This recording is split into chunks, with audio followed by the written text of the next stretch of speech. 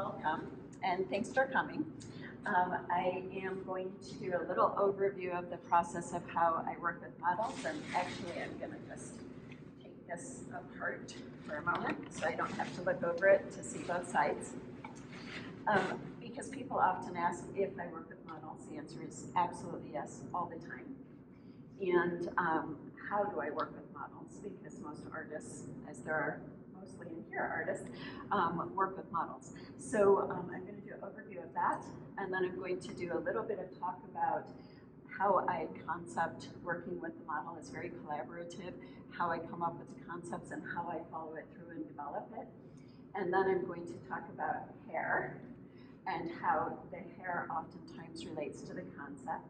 And then together, I roughed this in for you, especially last night. We together, I'm going to tell you a little bit about what this sculpture, what I'm thinking about, what the concept is behind her.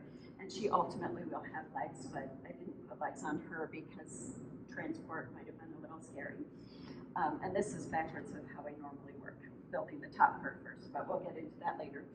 But I'll tell you a little bit about her and what I'm thinking. And then together, we're going to talk about and decide what kind of hair she should have. And we'll rough it in, and I will just take part of it and show you how I would go from roughing in and massing the hair in to actually refining it. Sorry, am I talking too soft? I can't hear all that well, so I'm going to move right here. Okay, I will try to project. Hi, welcome. Okay, so we do work with models. We have maybe 5 different models that we work with. My husband is also an artist, and we each have our different favorite models. My favorite model right now happens to be Emily, and she was a concept designer for Cirque du Soleil. She's a rock climber. She's very muscular and flexible and theatrical. So would you like to have a seat? Yes. Perfect, welcome. And so what we usually do with our models when they first come in, we're sitting across the room with the camera, and we're just letting them move, because everybody has a different body language, and they, if they're a dancer, they have a dance background, they move differently than if they're just somebody from theater or just a person we saw at a coffee shop. And we're taking a lot of pictures and oftentimes giving cues. So I will give them this and say, what if that was the most valuable thing in your life and you wanted to protect it at all costs? And they'll do whatever they do, and we're just taking pictures. And what we do, we'll have thousands of pictures, and we go through them, and we look to see if any of them are inspiring to us. And we'll circle those, and then we bring the model back, and we let her see the picture, and we'll describe, what I'm feeling when I see this, or what I'm thinking when I see this is something like that. And then we let her play within that category. And so just so you can kind of see how this progress goes, I'll pass these around so you can take a closer look if you like. This was one of the poses that came out of just working with the model. And I thought it was intriguing. I didn't have a sense of what it meant, but it was intriguing to me. But I didn't want to do a standing figure. And so I asked her to try to embody this pose in a seated figure. And the first thing she did was this, which it's interesting because it's kind of contorted, but it looks off balance, and it didn't resonate with me. And so I asked her to try something else, and she did this. And again, not quite what I was looking for. And I'll keep these in the right order for you all. And then I was just talking to her. And if you work with models, this is a great tip. If they're not quite getting what you want, you start telling them a story or asking them something, and eventually they get bored. And then they do something natural. And this is what she did. And I was like, that's it, don't move, okay?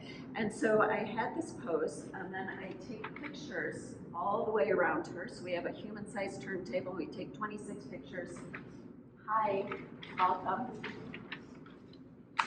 And I use that for the roughing in, because it can take me from several days to 4 weeks to rough in the shapes and the forms, which you'll see a bit of on this one.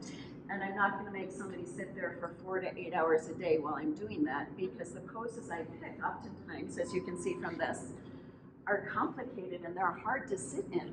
And so nobody's going to sit like that for 4 hours. And so I'll use photographic reference to rough it in. And if I have the opportunity, the model is in town, I will bring them back in and do the final refinements with the live model in front of me. That's the ideal situation, okay? And if that doesn't happen, oftentimes I will bring in another model who might have similar proportions. A little hard to find a model like Emily, but we try. And I'll use that person as reference for that. So in the in-between, I will oftentimes make a very quick clay sketch, okay? That lets me just see three-dimensionally how it works. So this was a piece that was here at Evoke that was called Overcome. He was 3/4 life size. And I made the sketch to see how the leverage is going to be, how the weight is going to be. Does it balance? Does it want to fall over? And so for this particular piece we're talking about, this was like a 15-minute sketch maybe. And it just lets me kind of get a sense of the lighting, and if I want to twist it or something like that, I can do it much easier on this scale than I can on that scale. And then this is the piece that I came up with. And so this has a little bit of a magical realism or imaginative realism. So what I decided, she looked very pensive to me and very dreamlike. And so I put the wings on her head as a representation of dreaming. And on the back side, I put this little dove.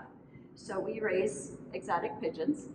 And this was one of my favorites. His name was Zozo. And what the story is that Zozo is sitting there whispering in her ear and telling her a story. And she starts to have this relationship with that story. And the wings represent dreams, and they represent this relationship to our dreams. And so that's how that process goes. Do you want to look at these, or are you good? Okay, so I will pass these around, and you can grab that next. Okay, part of what I also do with concepting is I do sketches. So I will take, because if you draw it, you understand the pose and you're much more engaged than if you just snap a picture.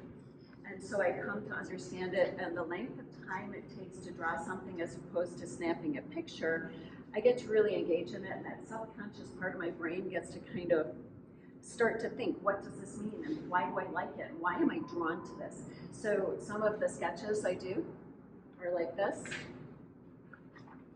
These are all poses that I'll be working with as I go. And I just play around with it to see what I feel as I'm doing these drawings, okay? And the other thing I do, and I'm telling you all of this partly because it's my process, but we're all artists, and we all walk around, we're all creative in some way, and we have an idea, and we're like, that's a great idea. And there needs to be a way to record it, right? And some of us worry, well, I can't draw, and so I can't do that. So, right, or if I need to do a lot of concepting, I do this. I take the picture I have, and these are all designs for a show that we're hoping to have here in 2025. And I make notes. When I see it, what am I thinking? Why am I attracted to this? And I just have pages and pages of these notes that you keep track of. You can also, so sometimes I'll do a little bit more of a detailed sketch, and sometimes they're really just rough gestural line drawings. But whatever it is, you need to find a way to record your ideas, because a lot of times you'll have that idea, that flash, and then it'll be 6 months later and you'll be like, I don't remember why I was so attracted to that. So, you want to see one of these? Yes, no? Yes, yes? Okay, so we'll pass that around too. Okay, so talking about, are y'all keeping up? Yeah. I didn't have any coffee today. This is just me, right? Okay, so when I'm actually working on a piece, and I have a concept that I'm going to work on, and we'll talk about her in a second. But just so you can start to see how I might tie in words. So sometimes I'm inscribing words on my pieces and hairstyle with pieces. There are many decisions that I'm making based on why I picked that. So these pieces, quickly, this is fired clay, and this is called Onira, which is Greek for dreams, and she's the muse of dreams. So I did a whole series of muses because people always ask, where do you get your ideas? And I'm like, where don't I get my ideas? Like, they come from everywhere, right? I probably will be inspired by all of you and how you look, and I'll be like, yeah, that guy had a really interesting expression, and that will inspire something down the road. So she's the muse of dreams, and in my dreams, I'm from Michigan, right? And I dream of water a lot, which isn't unusual being in New Mexico. And so I wanted it to have a water theme. And so the choice of the hairstyle, because she's a muse, I wanted her to have elements that seem like a headdress or a crown without getting super literal about it. And I added these little rope designs so that you would have a sense of water and nets and things like that. And in the back, there's a little crab. So again, not getting super literal about any of that. But the choices are based on, she's a water theme. My husband did all of this design work in here, and there's all kinds of water creatures in there.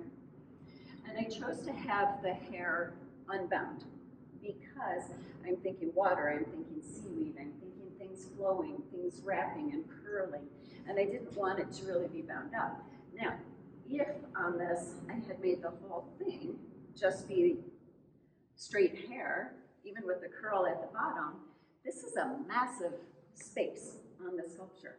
And so I will often add braids and twists and things like that to break up this mass, because it can get a little overwhelming and overpower something that's much more delicate like the face.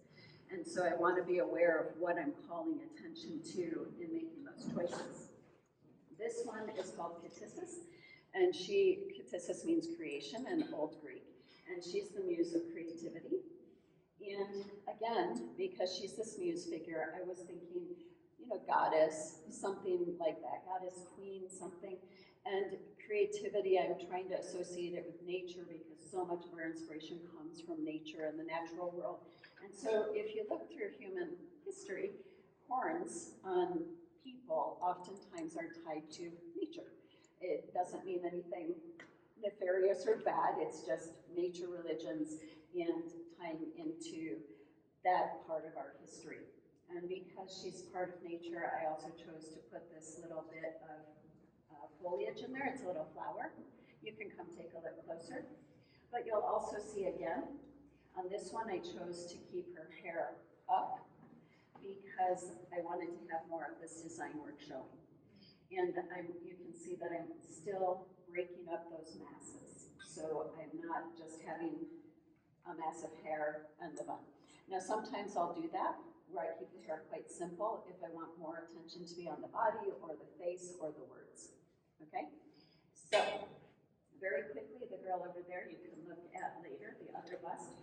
She's called Blossoming Spring, and if you look at her hairstyle, you'll find that it takes this even a step further, where she has flowers on one side and berries on the other, and the whole idea, and the flower-type petals coming up from the bottom, it's all about spring and things coming into life. And so you can see how you're putting that theme there, hopefully clearly, what I see, without being a blunt hammer and demanding somebody interpret it the same way that I do, okay?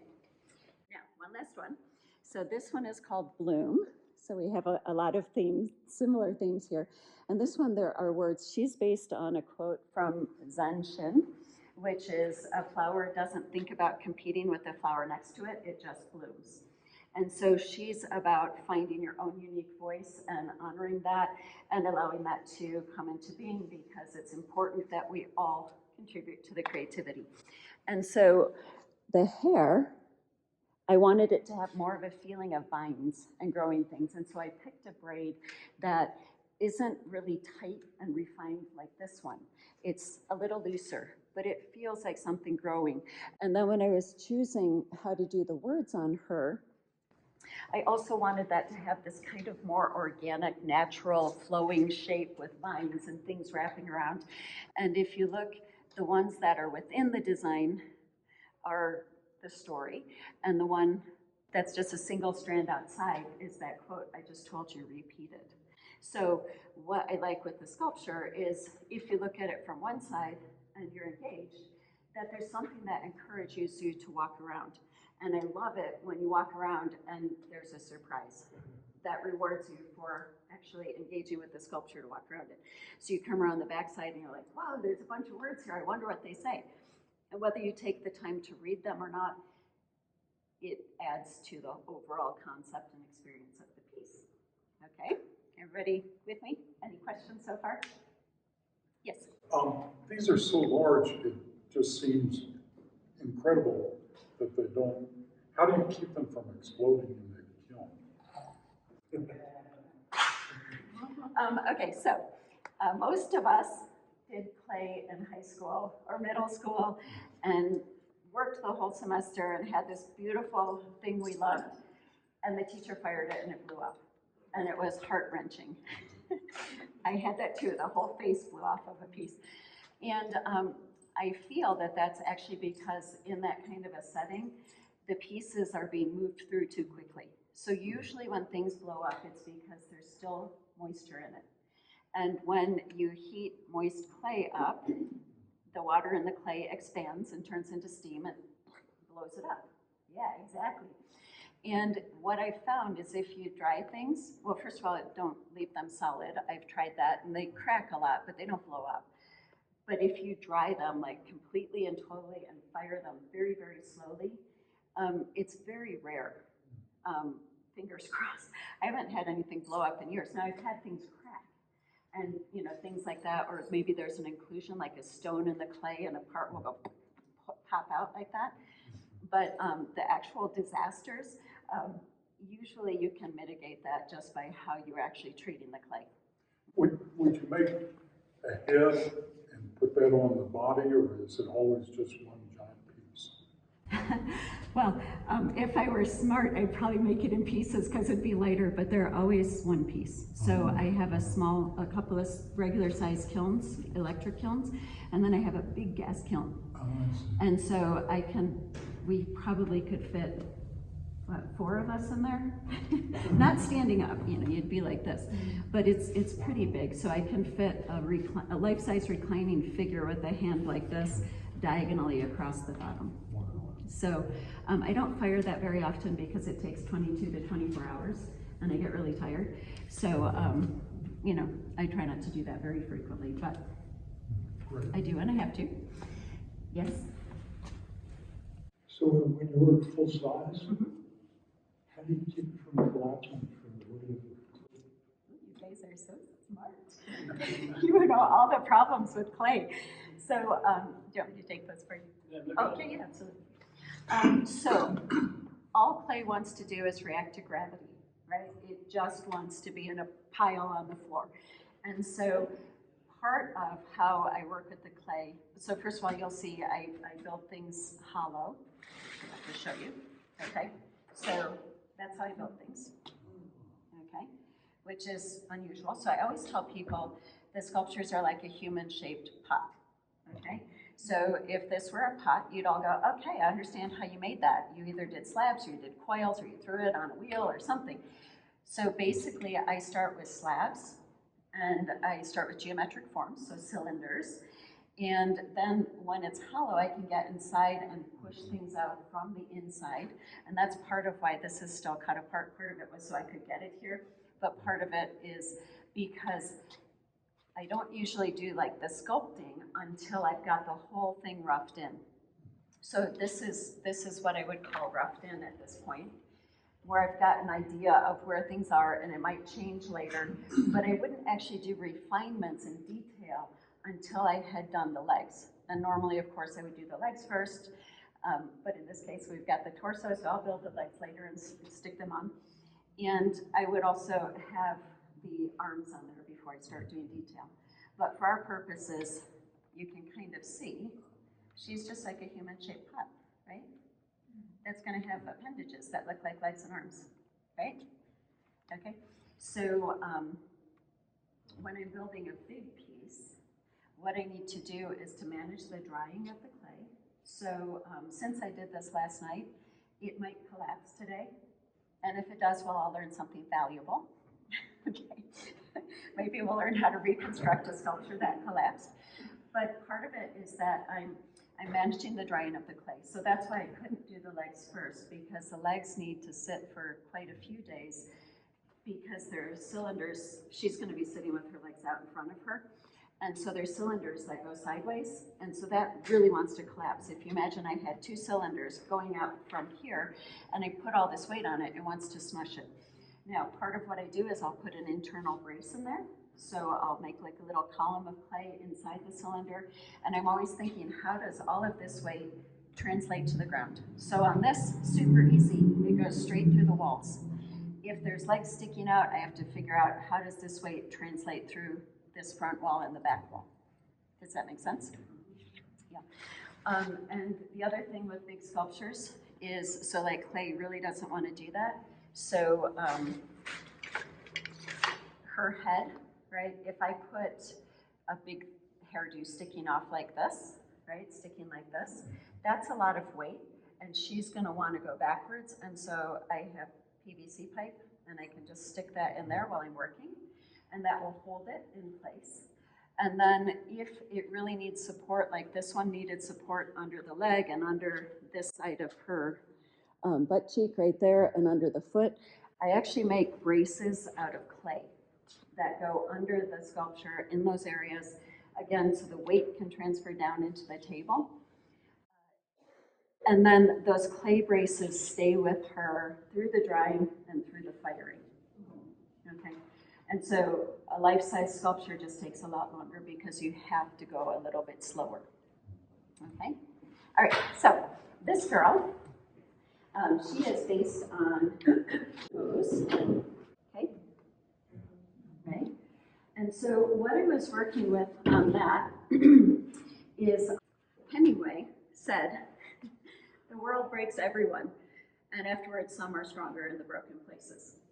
And so I was thinking, the world breaks everyone, and afterwards some are stronger in the broken places, right? And I was thinking about that and this Japanese art called kintsugi, which is if a pot breaks, a bowl breaks, right? And we would try to glue it back together and hide it and make it as good as it was when it was new. And what they will do is they'll actually glue it back together and highlight all of the cracks with gold leaf, right? And part of that is talking about embracing the things that have happened and the things that aren't perfect. And so I was thinking about those 2 things with her.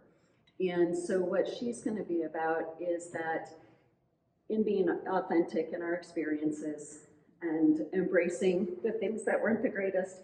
You know, when we fail, it's like the richest stream of information we've got, right?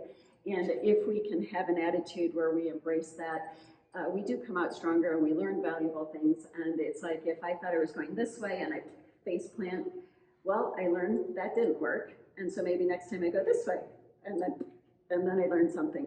And so it's about that journey and the process. Does that make sense to everybody? Okay. With her, I probably will put words on her. So oftentimes the words on my sculpture are words that I've written and things that I think. But I started actually sometimes putting either a prompt, a word prompt out online on Instagram, and just saying, write whatever you think about that. Or I'll show a sculpture and I'll say, what do you think about that? And it's not like a critique of the sculpture, but like, how does it relate to you? And people send in words and stories and phrases, and I'll inscribe those. And I think this one will be one of those, where it's based on that quote, but it's how people are reacting, where they can actually share their story about how they have rebounded from things in their life. So if you're looking at this piece and you know she's going to have legs and you know her arms are going to be kind of out here reaching probably towards the ankle, and there will be parts on her that are cracked and broken, but I will likely put the gold leaf in there just to keep that theme going. What would you think a hairstyle would be that would complement that? There's no wrong answer. Anybody? Or what would you think about technically, right? As an architect, right? You have to make sure the buildings stand up, right? So I already gave you a hint, right? If I stick a bunch of hair off this way, she will want to fall backwards, which is probably okay, but I know that I have to make sure that she can be braced. So do you think her hair should be down? Should it be up?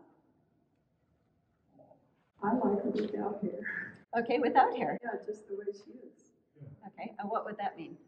Like No how would that contribute to that concept for you? Well, I mean, I'm thinking of when women lose hair due to illness or age, whatever. Yeah. It's a tough thing to take. Yeah. But she has this pose, like a Zen kind of pose. Beautiful. So, Well done. I might steal that. go ahead. Yes. So I wouldn't put hair on it. No? On her. Okay. Her face is so powerful. And when you turn it around, it just grabs me. I mean, she is in her own world. And she needs nothing. All right, we're done. Kristine, I'm going to say you should do it long and flowing down the back. Okay. And the reason would be she's in sort of an open and vulnerable position, even though she's broken. It's the fluidity of brokenness, the fluidity of, breaking, making things. It's part of what happens, part of life is the fluidity. Yeah, so it would be representing the kind of flow of events and flow of events working within that and flow. still being sort of beautiful in the same process. Yeah, beautiful. Okay. I see sort of a mohawk. Okay. To represent a self-confidence and boldness and intrepidness. A little bit of badassery. Kind of. Yeah, actually, I could see that too, where she's like, come on, bring it on. Yeah, absolutely. Totally different.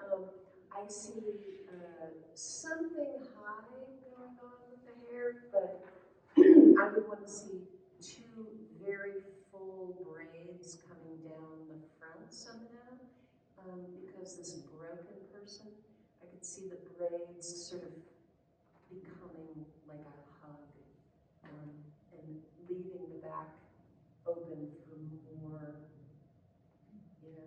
to just see how the spine is fluid and. Right, so you just touched on a quandary I always have. So I love the flowing hair because it's just so beautiful and it leads the eye around the sculpture. But one of the most beautiful parts of the body is the back.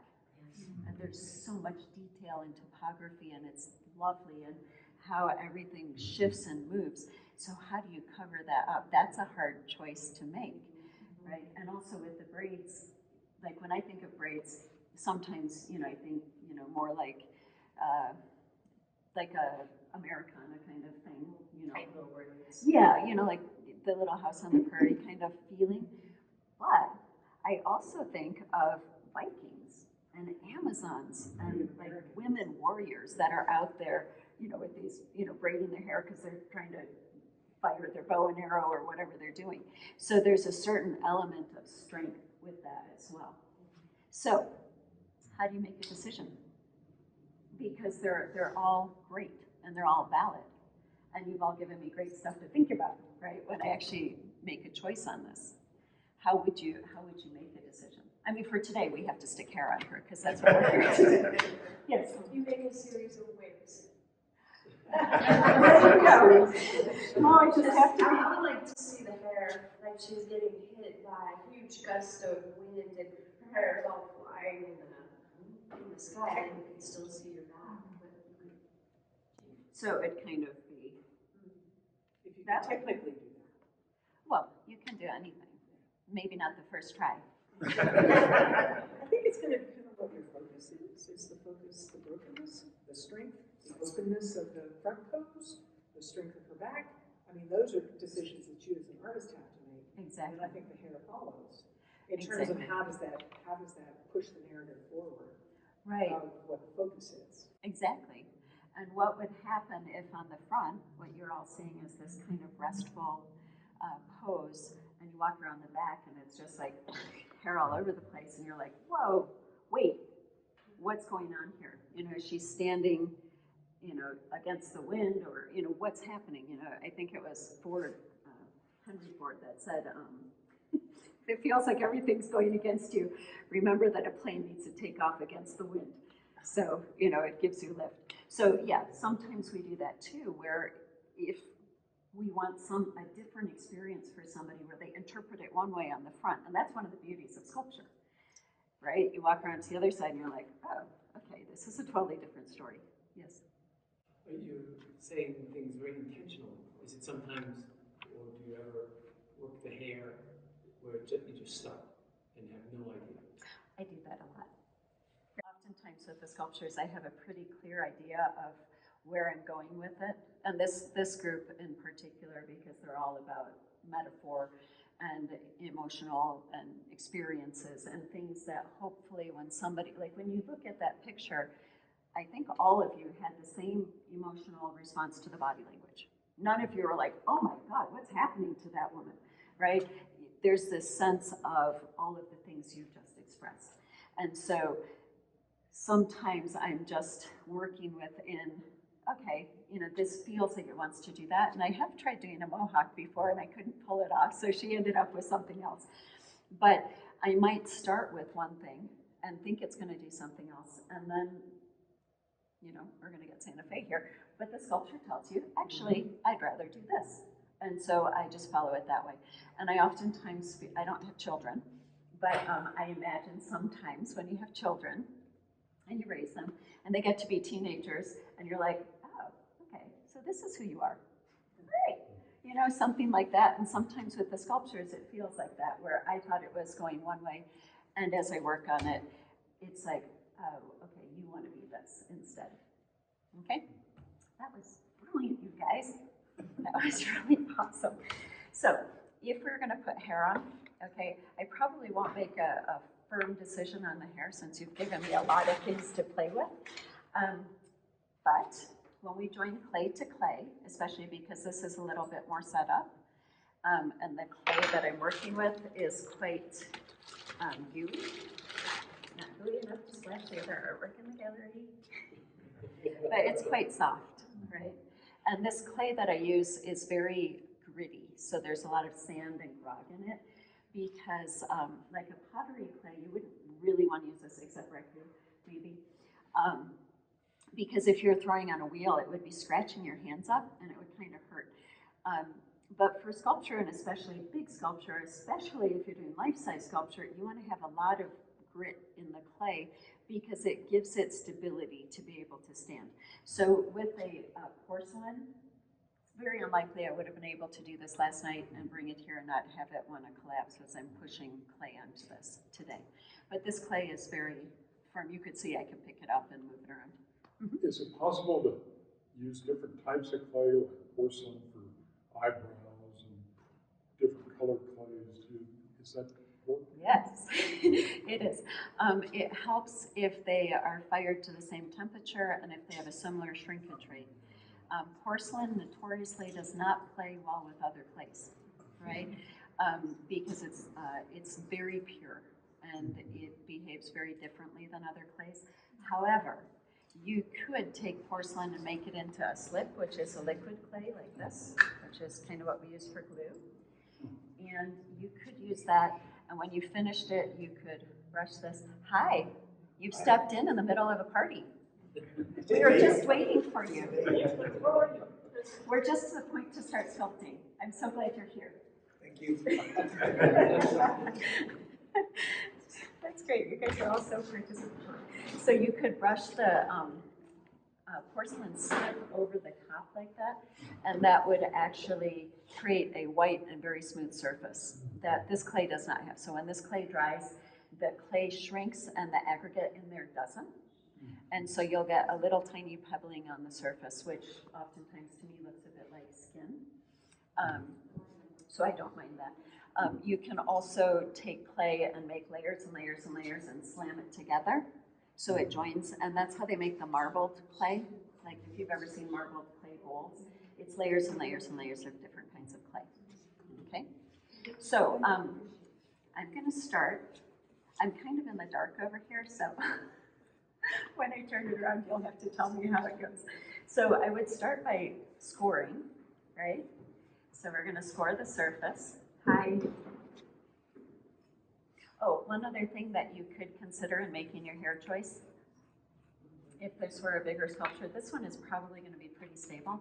But if I have a bun or a braid or flowing hair, that is also going to help to hold the head up, right? So if I did the hair in the wind thing, I would definitely need to be supporting all of that clay because it would want to pull the sculpture backwards and it would want to collapse the sculpture, okay? So I've scored it.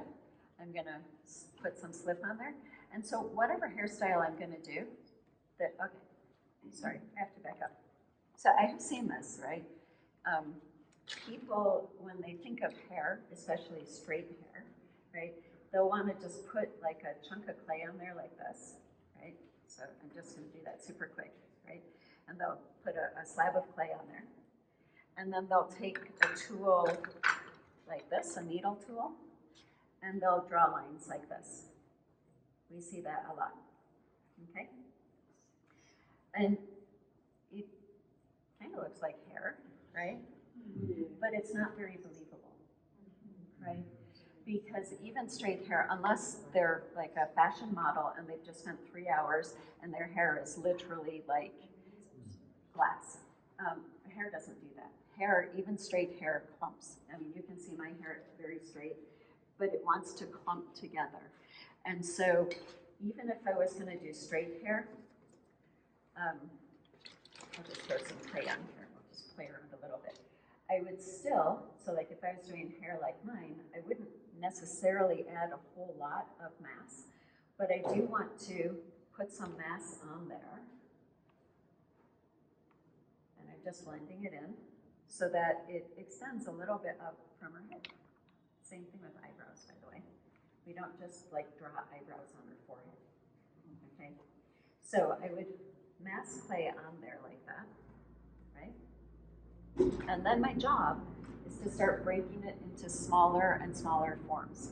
So I have a variety of tools that can do that. And I'll show you this and then we'll play with the other side.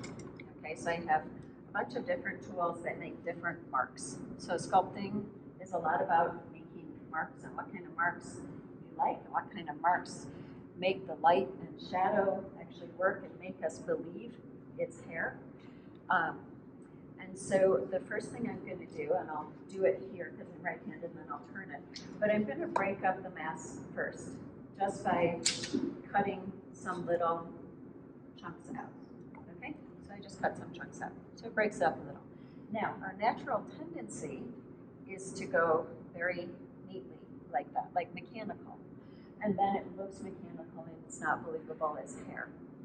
And then I'll pick another tool and I'm going to go in there and break those up. And it's very easy to just kind of get lost in your own thoughts and you find that you start just making these stripes. And again, it doesn't read as organic and hair. And so it's pretty rare that I would start here and run a line all the way down to the bottom. So I will start a line. I'll start a line and then let your mind, your eye, fill in the blanks in between, okay? And I'm breaking those forms up a little bit. I'm thinking about the flow of the hair. So in this case, maybe it's flowing over her ear, right?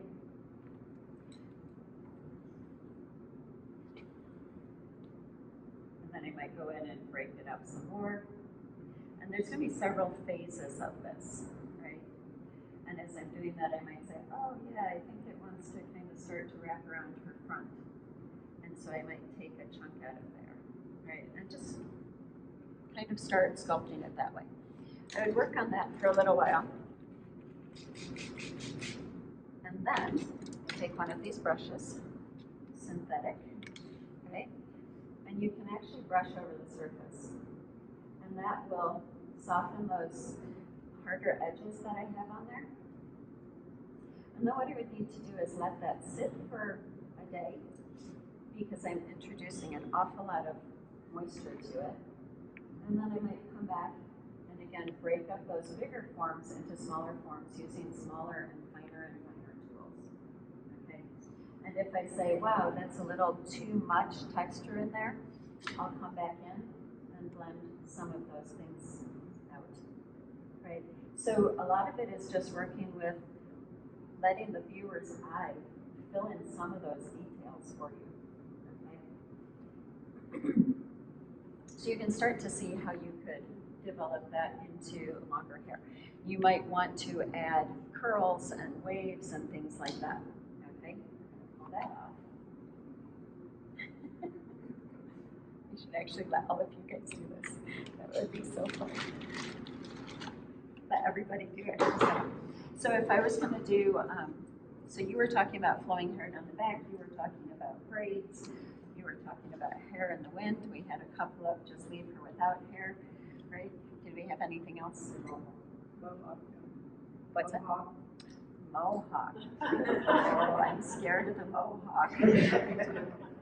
I've failed at the mohawk before. And my little internal brain wants to go, no, don't do that. Okay, mohawk. Okay, well maybe. So I'm gonna just start adding a little bit of play on here. I'll have to think about that. So maybe we'll do a compromise. Braids and a mohawk, right? So maybe, so you can see I'm actually adding form to the surface, right? It's not flat. I think a lot of times people are really scared to just mass play on there, but hair is great. It's like the most sculptural part of a sculpture where you can do anything, right? It could be like building a building where you can just design whatever you want, and people will believe it, right? Because we've all seen these really crazy hairstyles that people have. So if we're maybe, okay, so maybe, this is funny. I feel like I'm on an improv show.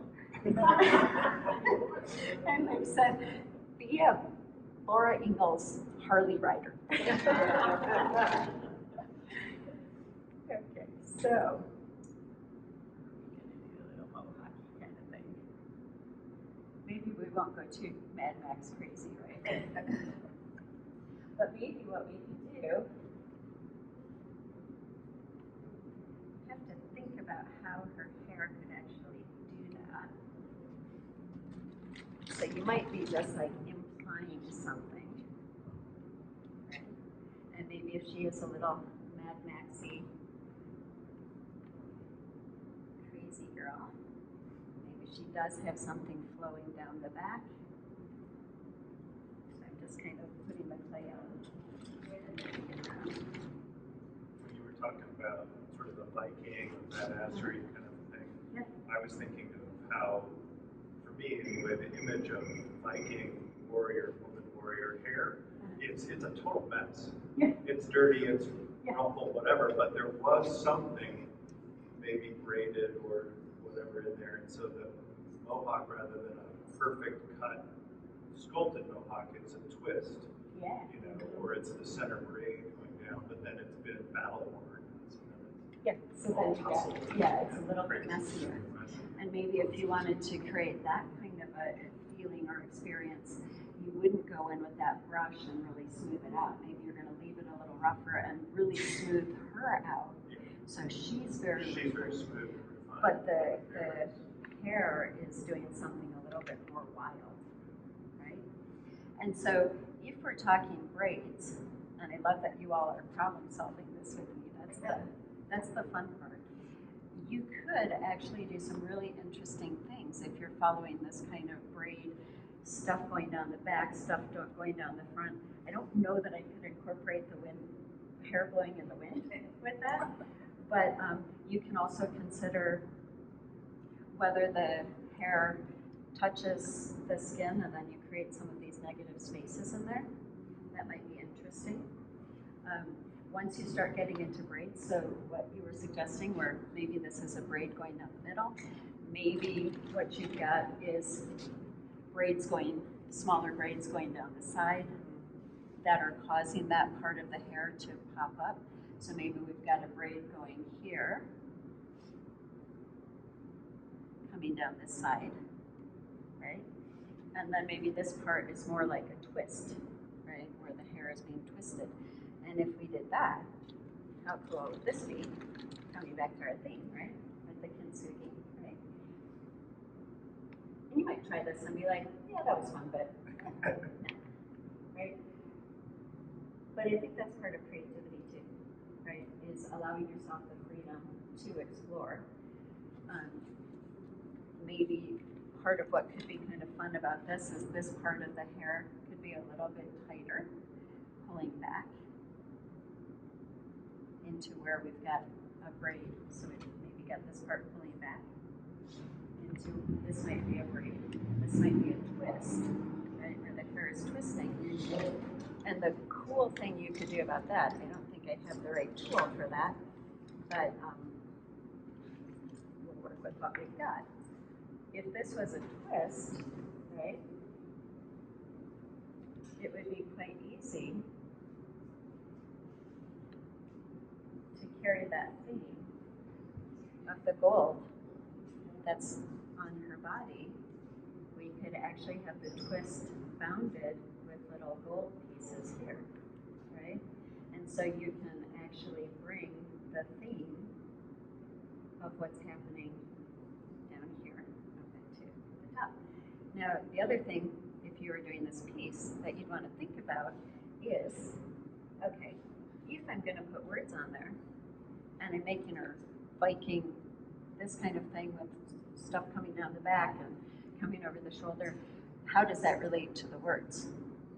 Are the words going to be more relative to the expression of the front, you know, this kind of more gentle, or is it going to be more relative to what's going on with this idea, and they're a little bit more aggressive, right? So I will pass these around, and I'm going to play with this for a second. But I make the letters using these. These are wood gouges. They're used for carving wood. And so I don't know if you can see from how far back you are, but if I write a word in here, so I'll write vote. This one has a slight curve to it, and I'll show you the difference. I always do all capitals, and so I'm actually just pressing it like that. So it's kind of like uniform doing this. And you can see it's got a slight curve on the letters, which makes it a little harder to read, but it's pretty. So there's a certain beautiful pattern that happens. If I use a straight gouge and I write the same word, it's a bit more aggressive and it looks a bit like you're being shouted at, which on some things works. So if you are trying to emphasize the strength of her, you might choose that kind of very straight, little bit more aggressive. If you were emphasizing the softness and the rebirth kind of aspect, you might choose these. You might choose to go with something very subtle, like I did on this one, where you can just barely see that they're words. This one is also curved.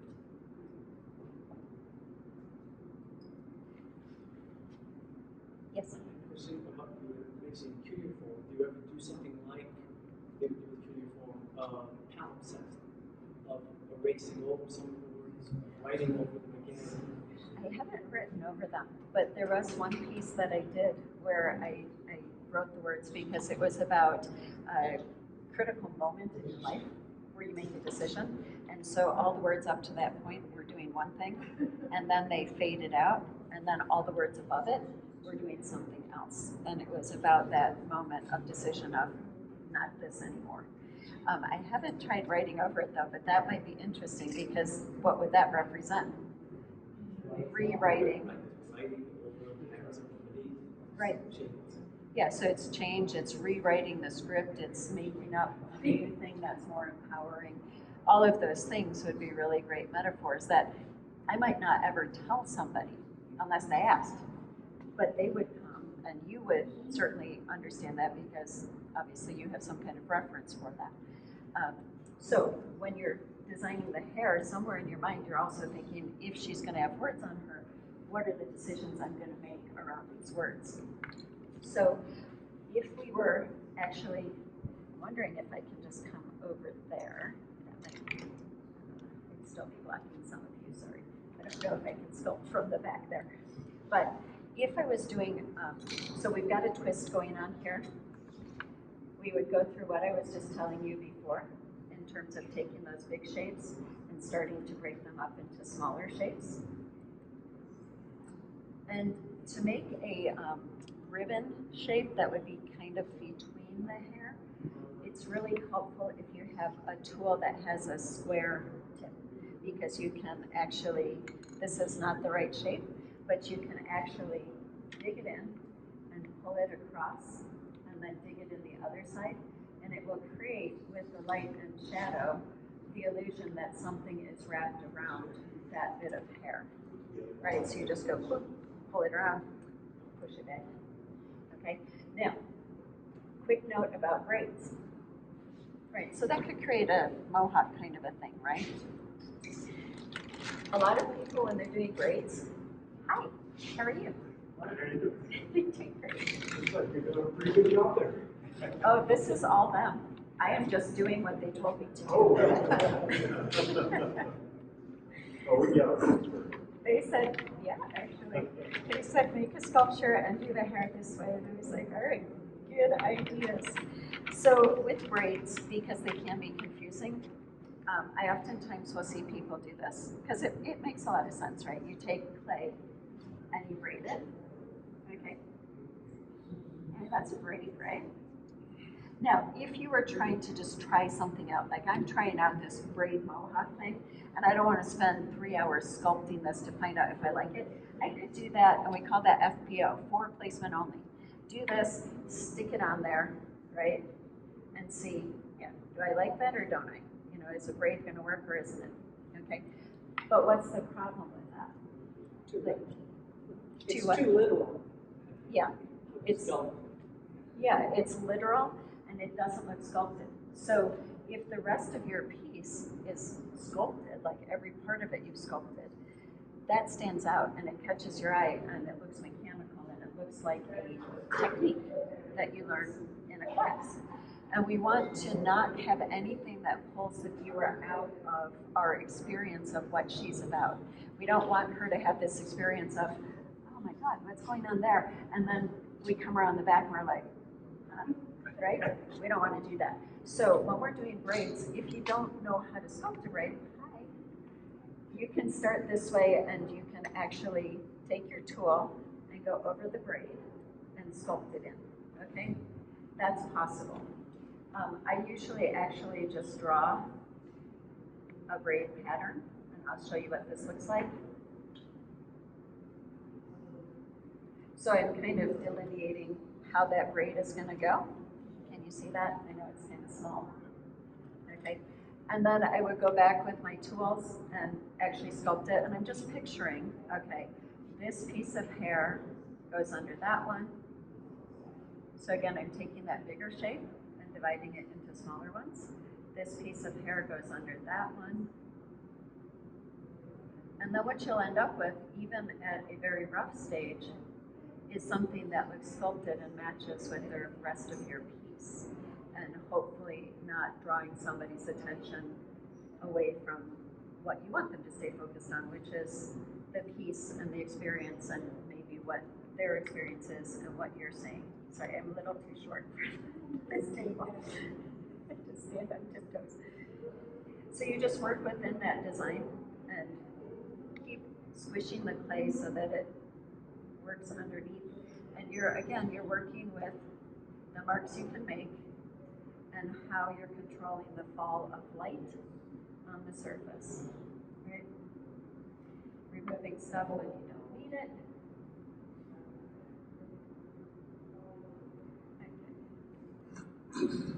So you start to see you can create a kind of braid pattern. That's a pretty loose braid pattern.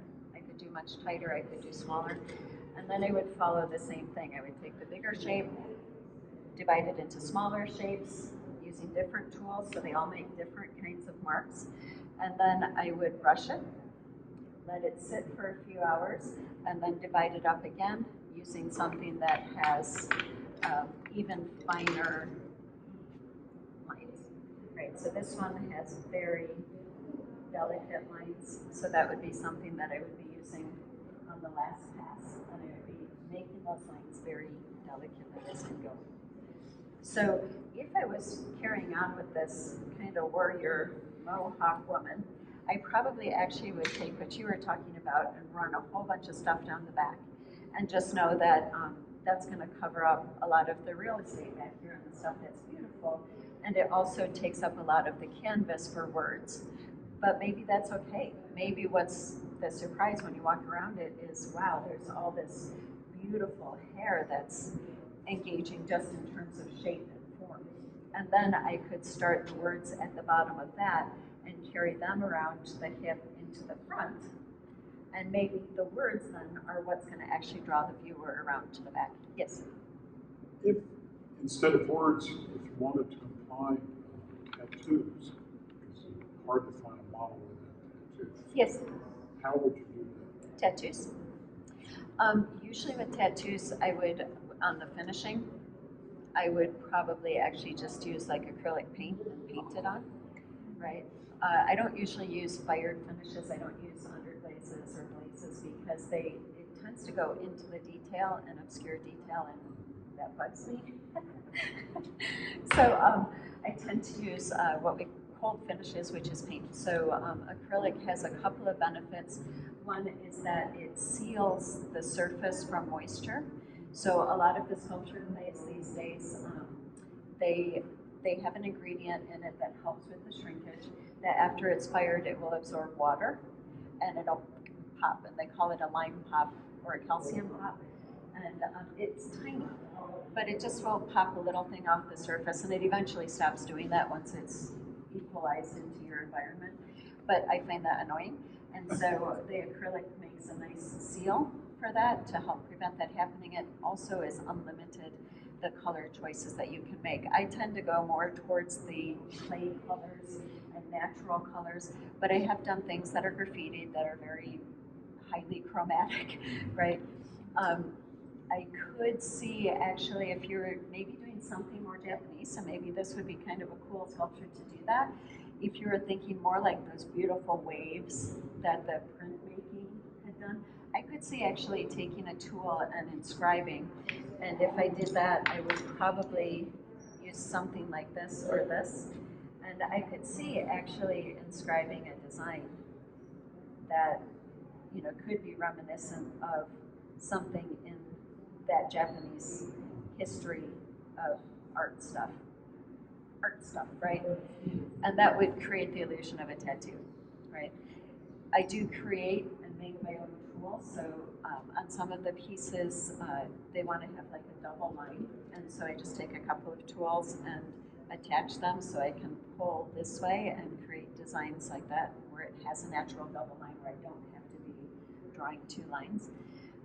But all of these things that you're talking about are all of the conceptual problem solving and technical problem solving that we go through in deciding how we're going to take the sculpture, and hopefully how we might start somebody on the journey, right? I write statements about most of my pieces, and if you want to read it, you're welcome to. But if you don't and you want to have your own experience, hi. If you want to have your own experience, what I hope to do is just to put enough information in here that I can kind of just send you on that journey and let you have your own experience. Kind of when I told you what I was thinking about, and then you all had your own interpretations of what could happen with the hair, and they were all great, right? And that would be the creative challenge, is how do you pick the one? And maybe you try doing the mohawk thing, and then you try doing the blowing hair, and then you try doing the braids, and you just see what resonates with you. Does that make sense to everybody? Do we have any other questions? You're talking about all those different choices. Do you ever make a smaller sculpture, like a template, and then go to the full size? Yeah, I do stuff like this, you know, that are sketches. I don't typically work through like all of the problem solving that way. For me, I think it's faster and easier to do that, and usually I'll take a picture of it because I might make another decision and then be like, oh, the first one was better, and so then I can come back to it.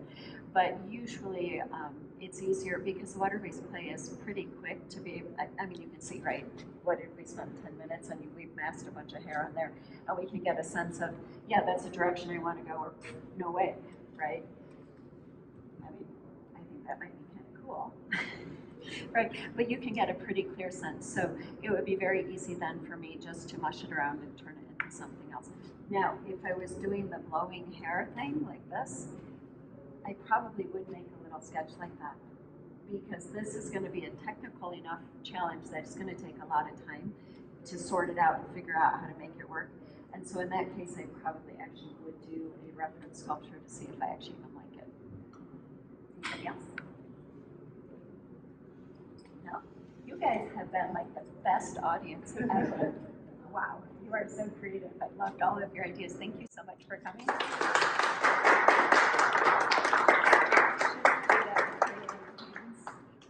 I should have clapped with clay on my hands.